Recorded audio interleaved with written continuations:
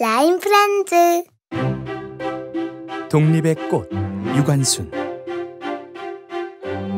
우리나라는 일본의 나라를 빼앗겼던 뼈아픈 역사를 가지고 있어요. 일본의 지배를 받던 36년 동안 수많은 독립운동가들의 노력과 희생으로 나라를 되찾을 수 있었죠. 그 중에서도 독립운동의 상징이 된 유관순 열사의 위대했던 삶을 들여다볼까요? 유관순은 1902년 천안에서 태어났어요. 아버지는 전 재산을 털어 마을에 학교를 세울 만큼 훌륭한 분이셨죠. 관순아, 지금은 나라를 빼앗겼지만 나라를 되찾으려면 열심히 공부해서 자신을 강하게 만들어야 한단다. 배움이 곧 힘이야. 네, 아버지. 열심히 공부해서 꼭 강한 사람이 될게요.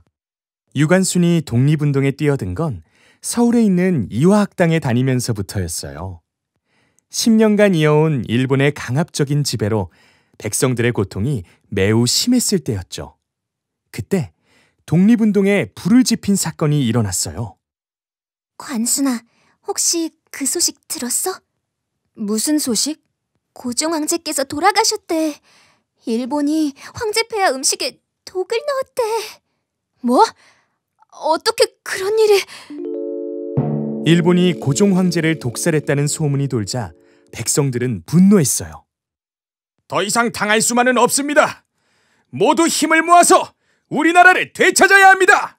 전 세계에 우리의 독립의지를 알립시다. 1919년 3월 1일 만세운동을 하기 위해 전국에서 수많은 사람들이 모여들었어요. 우리들은 이제 조선이 독립된 나라라는 것과 조선 사람이 자주민족임을 선언하노라. 그래! 만세! 만세! 독립선언서 낭독이 끝나자 5천 명이 넘는 사람들이 일제히 태극기를 꺼내 들었어요. 대한독립 만세! 대한독립 만세! 학교 안에 있던 유관순은 하늘을 찌를 듯한 만세 소리에 가슴이 뜨거워지는 걸 느꼈어요. 대한독립 만세! 얘들아, 우리도 나가자. 그래, 가자.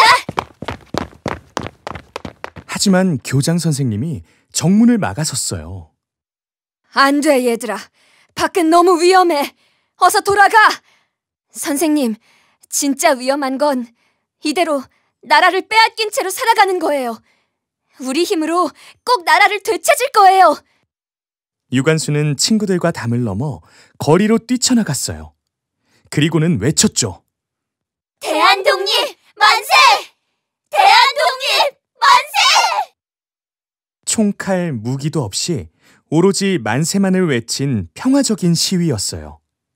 하지만 일본 헌병들은 사람들을 향해 마구 총칼을 휘둘렀죠.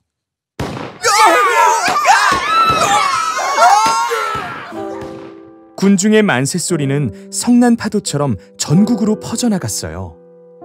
많은 사람들이 목숨을 잃었고 다치거나 체포되었죠.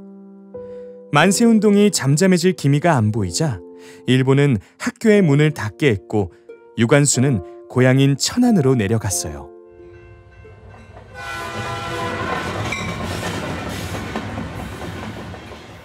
고향에 온 유관순은 사람들에게 3.1운동을 알리고 만세운동을 할 것을 권했어요. 일본군이 총칼을 휘둘렀지만 무기 없는 우리가 더 강해 보였어요. 전 국민이 함께 힘을 합치면 일본도 버티기 힘들 겁니다. 일본이 이 땅에서 물러날 때까지 우리는 대한독립 만세를 외쳐야 해요. 그래, 우리만 가만히 있을 수는 없지. 우리도 만세운동을 합시다. 그래요, 그럽시다. 좋아요. 좋습니다. 그래요, 우리도 해요.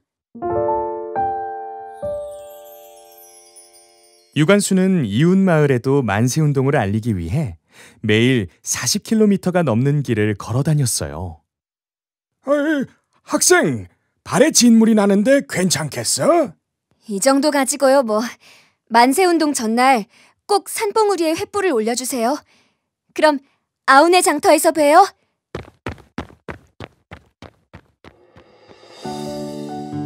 곧이어 만세운동을 하기로 한 음력 3월 1일의 날이 밝았어요.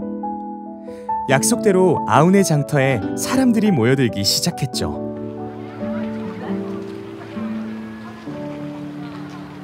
관순아, 어제 산봉우리마다 타오르는 불길을 보았다. 오늘 부디 몸조심하거라.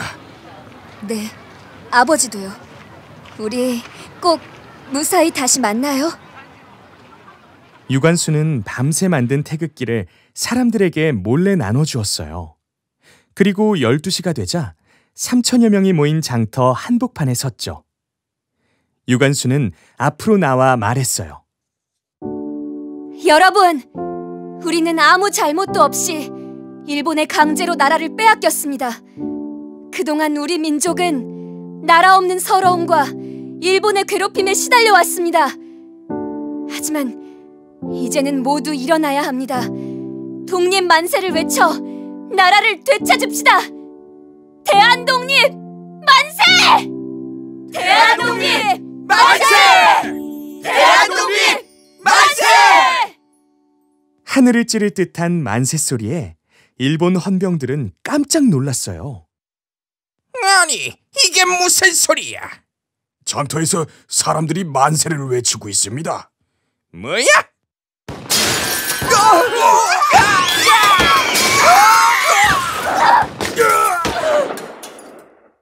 일본 헌병들이 무자비하게 휘두른 총칼에 사람들이 쓰러져 나갔어요. 유관순의 아버지와 어머니도 총을 맞고 쓰러졌죠. 어머니, 아버지, 일어나세요! 우리나라가 독립하는 건 보고 가셔야죠! 저 여자애를 당장 잡아라. 유관순은 일본군에게 끌려가 모진 고문을 당했어요. 하지만 자신이 모두 계획한 일이라며 만세운동을 같이 한 사람들이 누군지 끝까지 말하지 않았죠. 유관순은 재판장에서 일본인들의 잘못을 꾸짖기도 했어요. 나는 대한의 국민이다. 내 나라에 쳐들어온 너희에게 내가 왜 재판을 받아야 하느냐? 너희는 우리나라 사람을 수없이 죽이고 내 아버지와 어머니를 죽였으니 너희들이 죄인이다! 유관순은 서대문 형무소로 옮겨졌고 7년형을 선고받았어요. 하지만 감옥에서도 유관순은 언제나 대한독립 만세를 외쳤죠. 대한독립 만세! 대한독립 만세! 유관순은 모진 고문으로 몸이 점점 쇠약해져 갔어요. 내 손과 다리가 부러져도 그 고통은 이길 수 있사오나 나라를 잃어버린 고통만은 견딜 수가 없습니다. 나라에 바칠 목숨이 오직 하나뿐이라는 것이 이 소녀의 유일한 슬픔입니다. 1920년 유관순은 결국 차가운 서대문 형무소에서 숨을 거두었어요. 겨우 18, 꽃다운 나이였죠. 어린 나이에 조국의 독립을 위해 목숨을 바친 유관순 열사. 지금 우리가 누리고 있는 것들은 유관순 열사처럼 나라를 위해 목숨을 바친 애국자들의 숭고한 희생이 있었기에 가능했다는 것을 잊지 말아야 한답니다.